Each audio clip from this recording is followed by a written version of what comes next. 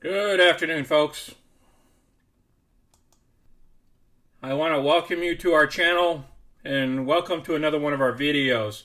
Now, a subscriber asked me to do a video on the Greeks and how it affects stock options.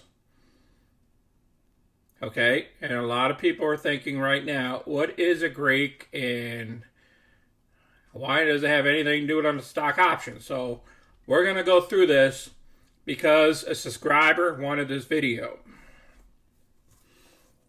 I know it took a week, but this is going to be number 1 of 5 different videos.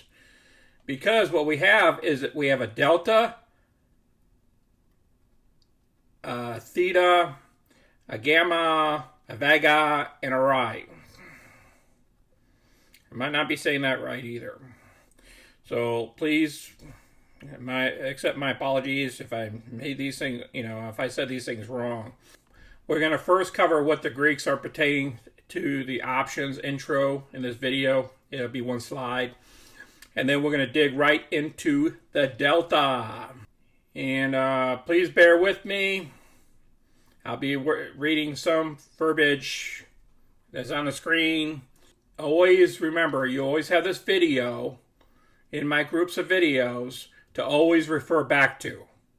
Okay, so I'm going to cover each individual Greek separately, and I might make a 6th video and roll them all up together and how they affect collectively. Or I might just do that under RHO. Okay, again, if you're new to my channel, please click the money icon to the left of my comments and or to the bottom of my video. Now, depending on how much people watches this video here is how quick I'll get the other one out. If I don't get a lot of people watching this video here, I won't be doing the Thelma probably for every 2 weeks. But if everybody starts watching this, then therefore I will get that Thelma out a lot quicker. Okay? I know you guys want to do options, but you have to understand what affects options. Please click the like button and subscribe if you haven't to. So let's get started. Now this is right out of Merrill Edge. We've taken all this data from Merrill Edge. So you'll have a better understanding if you're using the Merrill Edge platform. And that there's risks involved in any options. Involves in risks and not suitable for our investors. You gotta be careful what you do in options. Certain requirements must be met in order to trade options. Before engaging in the purchase of a sale of an option, investors should understand the nature and the extent of their rights and obligations and be aware of the risks. Now, I also did a video on options, introduction to options. Go ahead and read that if you don't know anything about options, stock options. Okay, and they're talking to you about watching the characteristics and risks of standard options, and you can call it here if you want to upgrade your account or something like that with Merrill Edge. A separate client agreement is needed. Multi-leg option orders are charged 1 base commission per order, plus a per contract charge. Okay, so that's probably with any company out there. You'll have to check with your brokerage and see what your brokerage charges you per option. All right, here we go. The Greeks. Often people refer to as a delta. The theta, or I'll get the pronunciation of that by the time I get to it.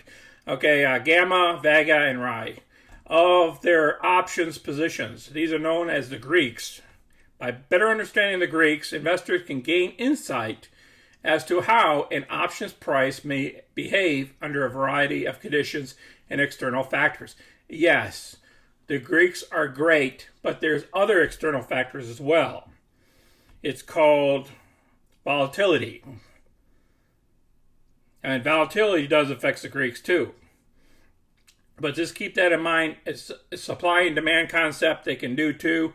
People can raise prices, lower prices, based on kind of like an auction type concept in a way.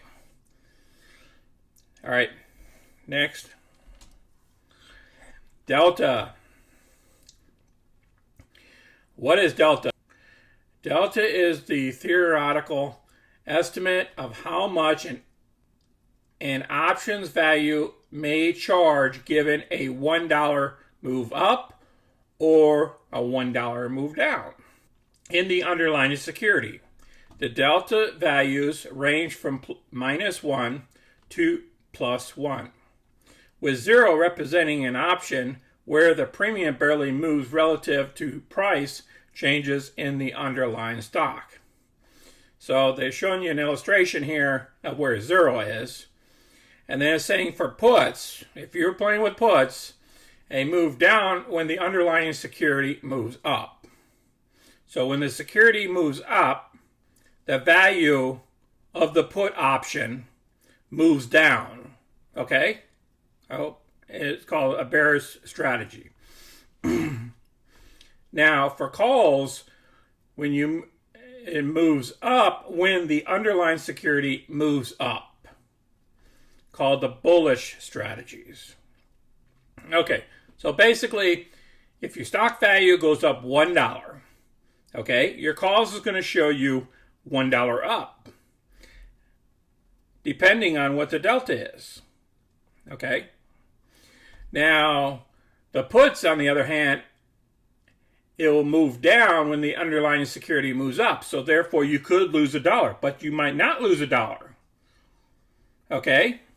It's all dependent on what your delta is. You know, your delta might be -20, -50, -50 cents. Okay, so when it goes up, the puts might just show you going down by 50 cents. Okay, we'll get into that later. Okay, all right, let's move on to next. All right, how is delta used? Assessing directional risk. Bullish strategies have a positive delta, and bearish strategies have a negative delta. Just like it described in the illustration previously, stocks and each individual leg of an option strategy have their own delta. The delta of the contracts and securities can be combined to assess the directional risk of the strategy as a whole, meaning the net deltas will reveal if a strategy or a portfolio is bullish or bearish. For example, let's say you're long 150 XYZ equals +1 delta. Okay, let's say you're short 1 XYZ. Call at a -0.30 delta. Now they're showing you this as long stock bullish because you own the stock. Because you have ownership, so you're long. If you short the stock, then you would have a short position. But you own the stock, so therefore you are long. Now, if you short 1 XYZ call, excuse me. So if you're short, let's say, for instance, we did a covered call. Okay, and we short 1 XYZ call at -0.30 delta. That means that the short call that we selected has a -30. Okay? Delta is called a short call, or you're bearish. It's because you're selling a covered call. Now the net delta in this would be a positive 70 cents. Imagine that. It's because the difference between the short call and the covered call and the difference of the long, the stock went up $1. So the stock went up $1. Okay, so it's delta 1.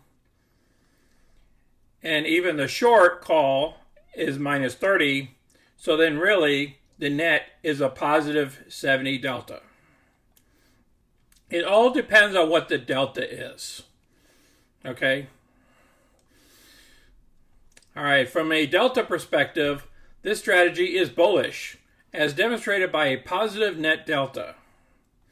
and would benefit from upward momentum of the underlying, though to a lesser degree than the long stock position alone. Here we go. It says traction. Stock sensitivity. Long stocks have a delta of +1. And short stocks have a delta of -1. We already showed that on the first diagram here. An options delta range from +1 to -1. The deeper an option moves, the closer an options delta moves towards +1 or -1. An option with the delta of +1 will move in tandem with the underlying security. Of course, if the stock is going up $1, it's going to move up $1. It has now begun to act like the stock, meaning time value is no longer priced in, regardless of expiration. Essentially, a delta closer to +1 or -1 means a greater change in the option price when the underlying moves. Therefore, by assessing delta on an option contract individually or as a net figure from the strategy or portfolio perspective, the sensitivity to the underlying security can be assessed. Here we go. If XYZ stock goes up $1, what happens? The XYZ call with a delta of 0.30 moves up 30 cents. Imagine that, because it has a 0.30. Now, on the other hand, if the delta was a 0.6, it's going to move up 60 cents because the stock value went up $1. Excuse me. Now, you guys got to keep in mind, deltas are moving targets. Stocks fluctuate up and down, so your delta is going to fluctuate. Please keep that in mind, okay? It's not all inclusive. That's what I'm thinking, what I'm trying to get across. Sometimes people rely too heavily on the delta, on options. On these Greeks. So just be careful. Assess probability of in the money at expiration. Here we go. We're going to guess in the money at expiration. An increasing delta is an indication that the option is becoming more sensitive to the underlying security, and ultimately the premium is comprised of mostly intrinsic value. For this reason, delta can be used to assess the market assignment direction. Delta can be used to assess the market assigned probability, of the option being in the money at expiration. So here we go. We're going to guess that something's going to be in the money at expiration. All right, guys, be careful in this area here. Okay? I just don't, just don't take the book value on this. Because I'm telling you, something could be in the money and then it could be out of the money very quickly just because of news and headlines. Okay? And these deltas will jump up and down, and you can't control no deltas. Okay? And you're not going to control any of the Greeks. Essentially, a delta closer to +1 or -1 is an indication of greater intrinsic value, which can be translated into a higher probability of being in the money at expiration. So we're looking at probability of successes here. So here we go. We're looking in our crystal ball. Probability, because it's already is in the money. For example, in the money XYZ call at 0.60 delta has a 60% probability of being in the money at expiration. Theoretically. Now we're talking about all in theory here. And then at the money, XYZ call at 50 cents delta has 50% probability of being in the money at expiration. And then out of the money, XYZ call at 30.30 delta equals 30% probability of being in the money at expiration. Okay, some people use this stuff as a tool, depending on your your risk tolerance level. Because a lot of people are buying calls. Okay, and these things kind of affect the calls when you buy the call. When you buy the call at an expensive rate, and next thing you know, it goes down on you. You have to figure out how much time you have. You got time decay, and you got intrinsic value. There's a lot of things involved here. Okay, let's go to the next slide. Okay, what are other factors to consider? Now, here we go. I think I've been discussing this. Delta is not a constant value. A constant value. And changes as the stock prices changes. So when the prices go up and down, the deltas constantly change. This change in delta is measured by another Greek called gamma. Yes. It's going to teach us on that fluctuation. Since delta changes as the stock moves, it is important to remember that delta will not accurately predict the exact change in the options premium, especially for larger changes in the stock's price. You guys got to be careful of this, okay?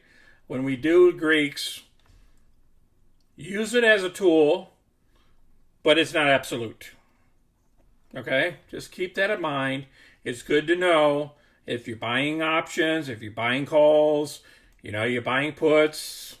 You can look at how much time decay you have versus this and that. Then you can check out the Greeks and see how the Greeks work. But what you got to do is you got to find your brokerage to make sure they got the deltas and all this stuff, the gammas and all that stuff's listed. So therefore you can go back and research that. All right, here's our legal disclosure. And please share our videos with others. And if you guys like this type of videos and everything, please put it down in the comments that you'd like to see more of these type of videos. Or if you just like me just doing trading stocks better, or if you want to know more about complex options. I know some people looking for just buying stocks, and I might be doing that. We're going to start up another portfolio on that later. Okay, and then click the like button and subscribe to our videos. I appreciate everybody watching. Thank you, and have a good weekend. This is Sonny. I'm out.